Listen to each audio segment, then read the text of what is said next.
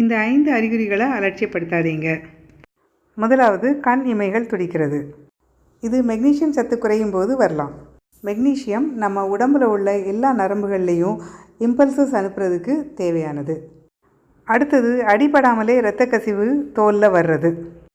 இது vitamin C இல்லைன்னா vitamin K1 குறைபாடு காரணமாக இருக்கலாம்.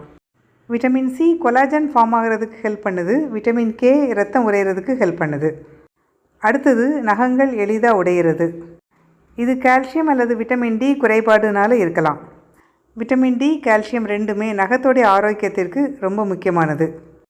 அடுத்தது, மூட்டுகளில் கிளிக் சவுண்ட் கேட்குறது. இதுவும் விட்டமின் டி இல்லைன்னா கால்சியம் குறைபாடு காரணமாக இருக்கலாம். இந்த மாதிரி இருந்ததுன்னா உணவில் கால்சியமும் விட்டமின் டியையும் அதிகமாக சேர்த்துக்கணும். அடுத்தது, குறைந்த வயதிலேயே முடி நரைக்கிறது. இதுக்கு B12 குறைபாடு காரணமாக இருக்கலாம். விட்டமின் B12 சிவப்பு அணுகள் உருவாக்குறதுக்கும் ஆக்சிஜன் டிரான்ஸ்போர்ட் பண்ணுறதுக்கும் ரொம்ப முக்கியமானது. இளநரை வர்றதுக்கு காப்பர் டெஃபிஷியன்சியும் ஒரு காரணம். காப்பர் முடிக்கு கலர் கொடுக்குற மெலானின் பிக்மெண்ட் ஃபார்ம் பண்ணுறதுக்கு ஹெல்ப் பண்ணுது. இந்த அறிகுறிகள் வந்தால் தவறாமல் நான் சொன்ன இந்த நியூட்ரியன்ஸ் எல்லாம் உணவில் சேர்த்துக்கோங்க.